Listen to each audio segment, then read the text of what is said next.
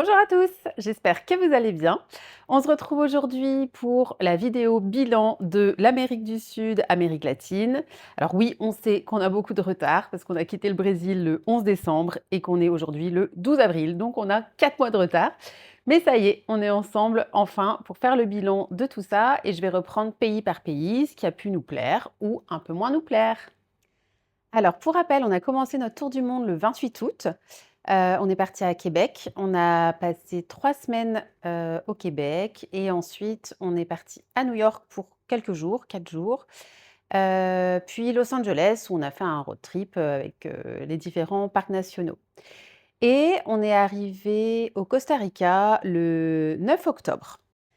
Alors, il faut savoir qu'à ce moment-là de notre tour du monde, je pense qu'on était encore un petit peu naïfs, on était encore, des bébés voyageurs et en fait, on s'est dit: «On part au Costa Rica, on sait que c'est la saison des pluies, mais on veut absolument voir ce pays».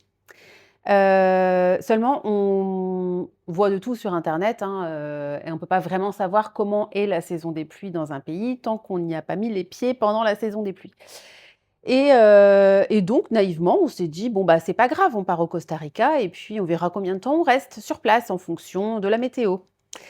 Sauf qu'on arrive à l'aéroport de San José à 23 heures, donc le 9 octobre, fatigués forcément, de ce voyage et puis on arrive à l'immigration et la dame, nous demande gentiment notre billet de sortie du territoire.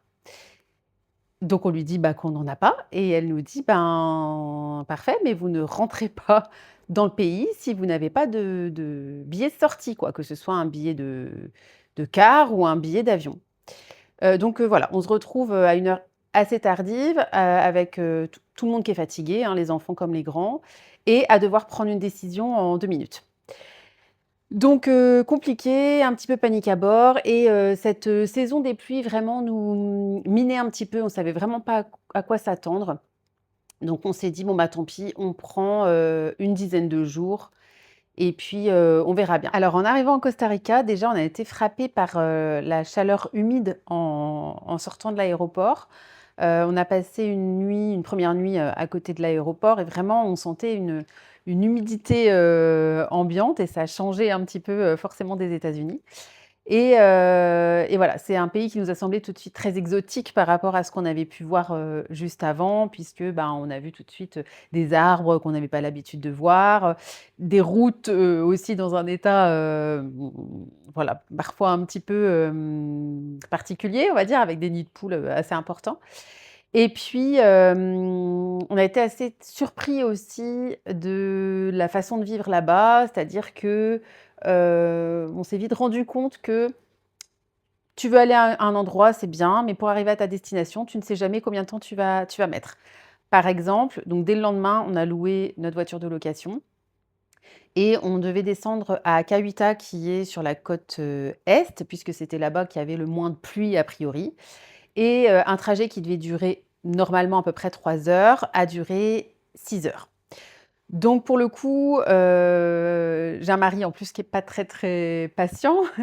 Je me suis dit: «Ouh là là là là, c'est mal engagé cette histoire» et puis bon, finalement, une fois arrivés à destination, on était très contents parce que pendant ces 11 jours, du coup, on avait, une petite maison, voilà, une petite villa, on va dire, avec une petite piscine aussi, mais qui était très, très appréciable par cette chaleur et puis, voilà, c'était, le début de l'aventure avec, bah, c'était le premier pays où on n'avait pas d'eau chaude, par exemple, ni pour se laver, ni pour faire la vaisselle.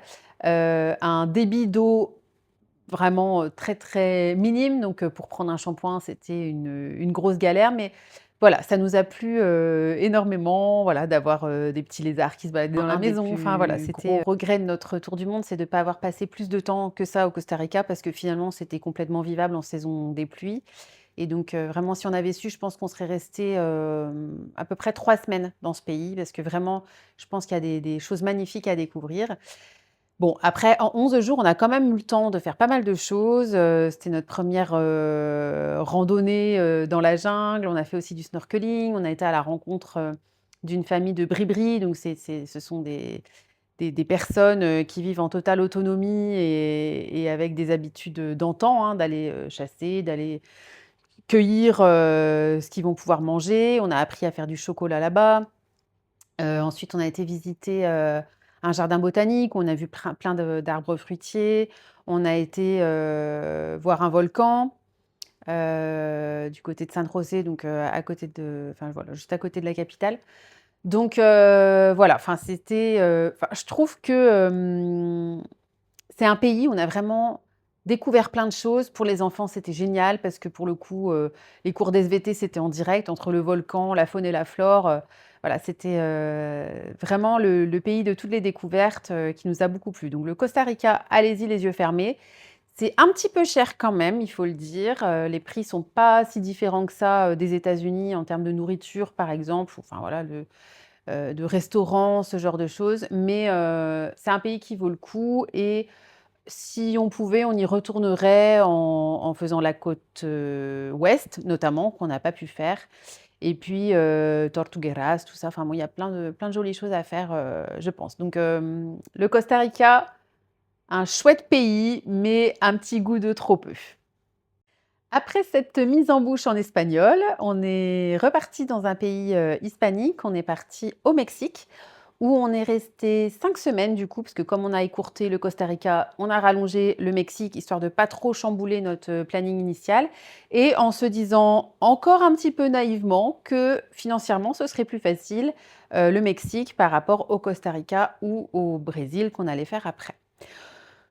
Spoiler alerte, c'était un leurre, hein, parce que le Yucatan où on est resté, du coup, c'est la région dans laquelle on est resté, pendant, ces 5 semaines, est relativement cher. Vraiment, on s'attendait pas du tout à ça, financièrement. Les courses sont très chères, les restaurants sont très chers, les activités sont très chères.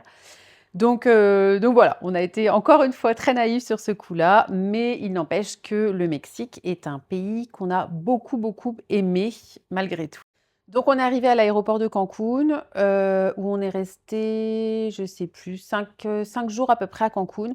Cancun, nous, on a trouvé qu'il y avait rien de particulier, à cette ville, sauf, qu'on est parti de Cancun pour aller sur, Isla Mujeres où on a passé une journée et ça, c'est un super, souvenir. On a loué une voiture de golf, les plages sont à tomber par terre, c'est très, très joli, puis bon, il y a plein de petites ruelles, très, très mignonnes donc c'est, une visite qu'on a beaucoup aimée et ensuite on a pris, la direction de Valladolid, où on a passé 4 ou 5 nuits encore, il me semble.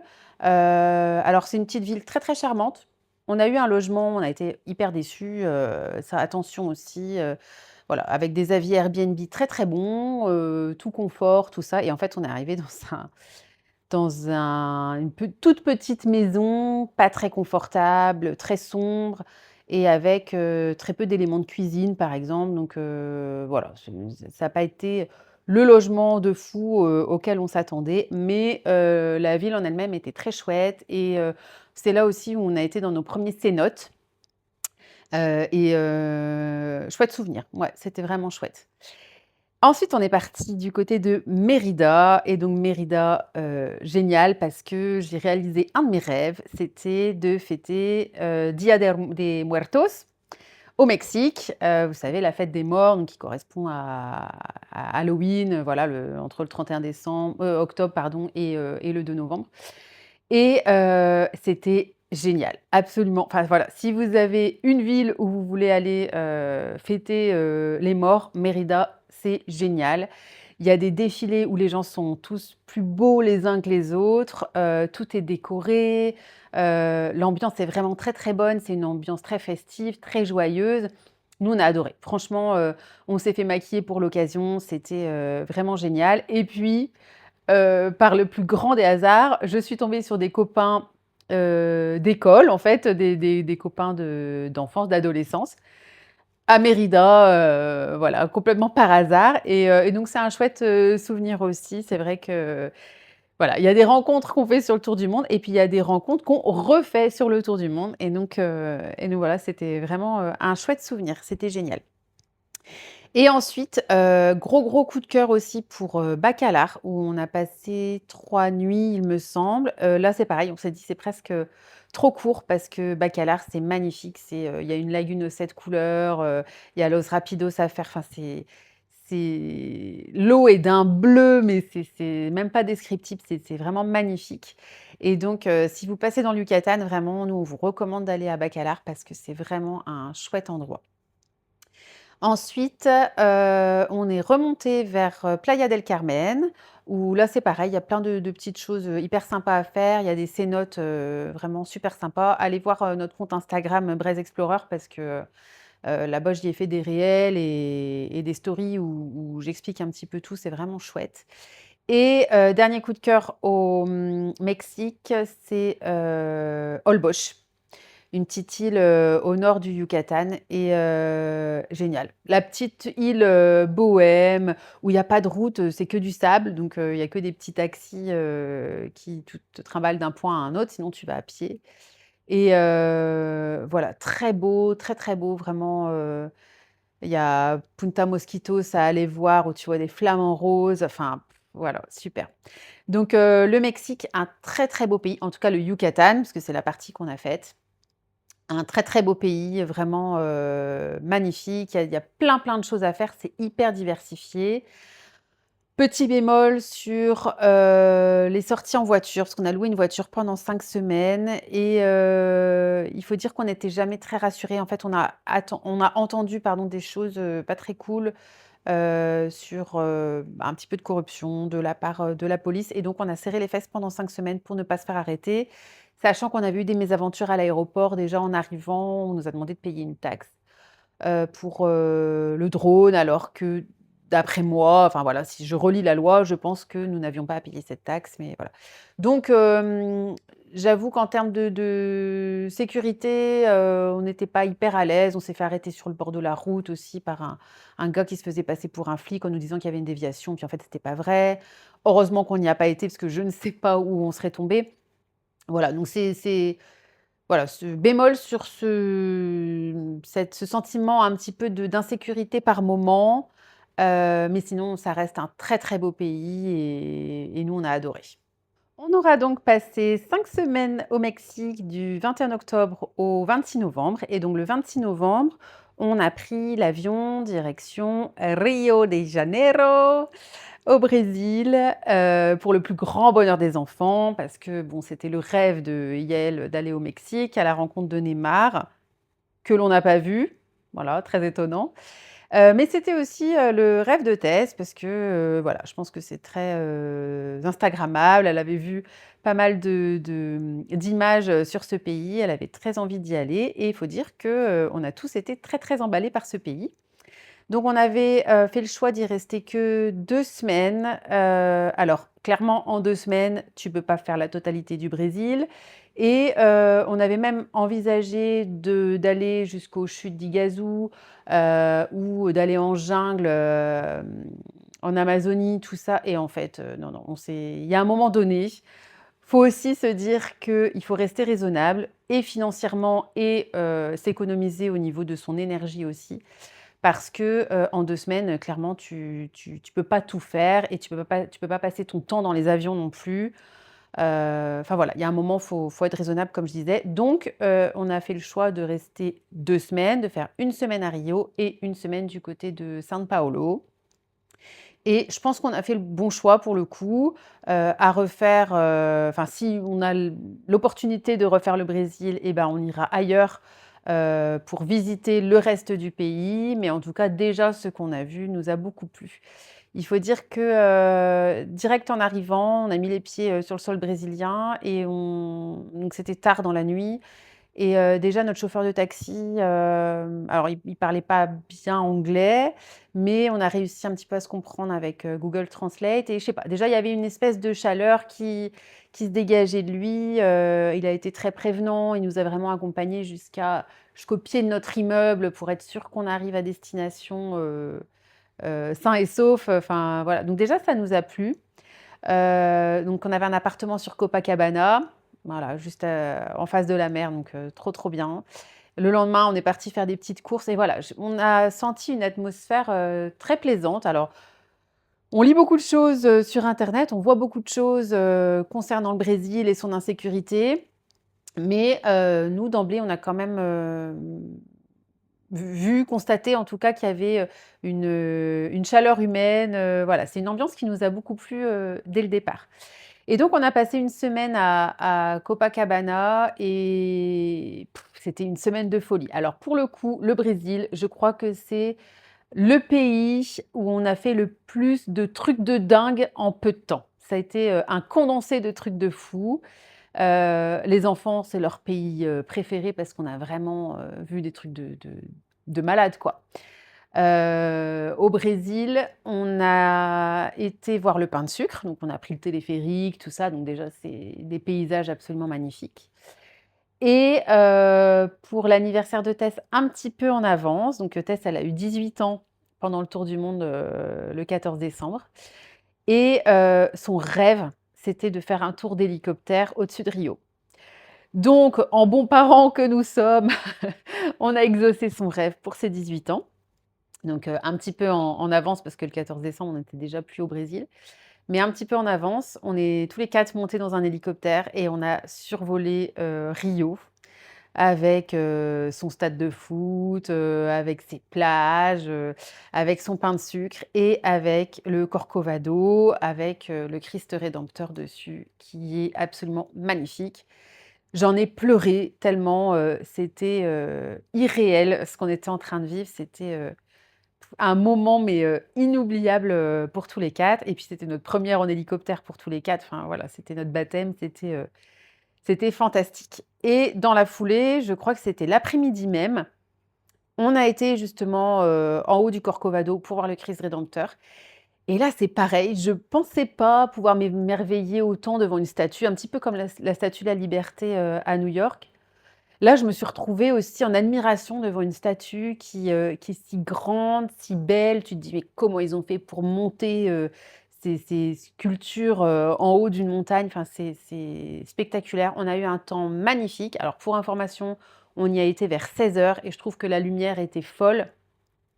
Il y avait, très peu de nuages. À un moment, j'ai pris une vidéo, il y avait juste un voile de fumée qui passait derrière le Christ rédempteur, donc ça donnait un côté très mystique. Enfin vraiment, génial quoi. Enfin, il y a pas de mots pour décrire, tellement c'est beau. Une autre activité qu'on a faite là-bas grâce à Vincent qui est guide français, là-bas, donc n'hésitez pas à le contacter. Je crois que c'est Rio avec, Vicente, un truc comme ça sur internet. Enfin voilà, de toute façon allez voir, mon compte Instagram, il y a ce qu'il faut dessus.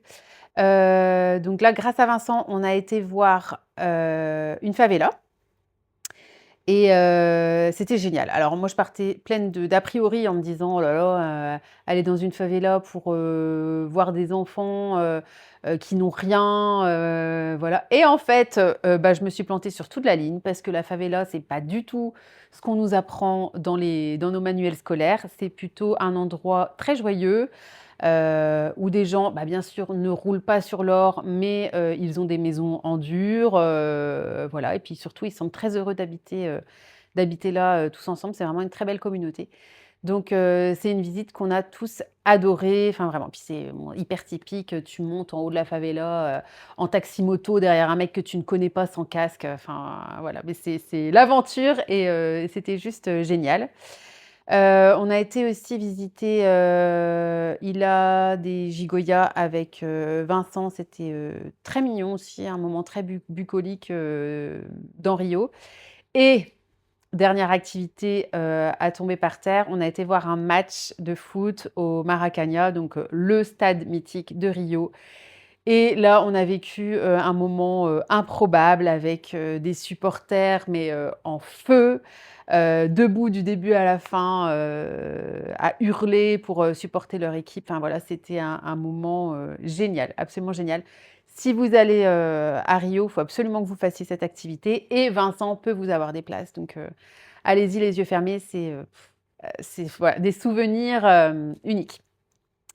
Et donc après Rio, on est descendu à San Paolo où on a passé, 2 nuits, je crois et ensuite on a été du côté de Santos, un peu plus sur la côte où, là, c'était très calme, mais ça nous a fait beaucoup de bien parce qu'on a, cogité pour la suite de l'aventure parce qu'on changeait de continent et donc c'était un peu plus compliqué et on avait un appartement en bord de mer, voilà, qui c'était un environnement très serein. Les gens, qu'on a pu rencontrer étaient très cool, très sympas. Ils s'intéressaient vraiment, à nous, pas comme dans les autres pays qu'on a pu faire, en fait, parce que c'est vrai que le Mexique ou les États-Unis, les gens sont un petit peu plus,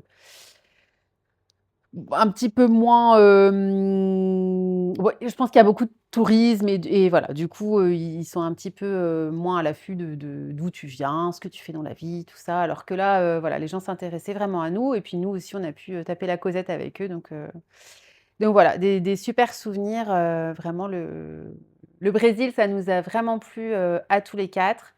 Beaucoup trop court évidemment, mais vraiment un très, très beau pays, à visiter. On vous recommande. Alors, concernant nos tops et nos flops, alors c'est difficile de résumer, 3 pays, comme ça en 5 minutes, mais ce qu'on va surtout retenir, c'est que, on a passé des moments absolument incroyables, en Amérique centrale, Amérique du Sud. C'était hyper chouette, c'était, festif, voilà, c'est vraiment, on avait du soleil aussi, enfin voilà, c'était, hyper agréable. Évidemment, tout en haut de la liste, on va avoir l'hélicoptère à Rio, on va avoir, le match de foot au Maracanã, enfin les gars étaient en feu, mais même nous les filles, alors qu'on ne suit pas, plus que ça le foot, on était ravis d'avoir fait cette activité-là. Des paysages absolument, fantastiques entre, Bacalar, Holbox, la fête des morts à Mérida, enfin, voilà, des moments, gravés à jamais, je pense, et des moments qu'on a envie de vivre dans une vie, voilà, on a eu cette chance-là, en tout cas. Et puis, petit bémol, ben, par rapport au Costa Rica où on a un petit goût de trop peu, on aurait aimé rester un peu plus longtemps et puis, pour le coup, voir la côte ouest qu'on n'a pas pu voir. Et puis, l'insécurité de manière générale, alors voilà, je sans faire de enfin, sans vouloir faire peur à quiconque, hein, mais voilà, au Mexique, la peur de se faire arrêter constamment parce qu'on est des touristes et qu'on est blanc et que c'est marqué sur notre tronche quoi, quelque part. Et au Brésil, quand même, il faut se l'avouer, on s'est pas baladé le soir dans les petites ruelles, on sortait pas le téléphone dans la rue, on même les colliers, enfin, vous voyez, ils se posent pas la question de savoir si c'est de la valeur ou pas. En fait, ils te l'arrachent le collier donc voilà, pour plus de sécurité, ben, tu sors sans bijoux, sans téléphone, voilà, tu mets tout dans ton sac et dans ce cas-là, ça se passe, très, très bien. Mais voilà, c'est les seuls, petits regrets qu'on peut avoir, mais voilà, on a passé, quelques semaines, sur ce continent, qu'on a beaucoup apprécié, avant de changer de continent. Voilà, j'espère que cette vidéo vous a plu. Encore une fois, toutes mes excuses, elle arrive très, très tard, mais elle aura eu le mérite d'être tournée et à très bientôt pour la suite de nos aventures. Bye bye.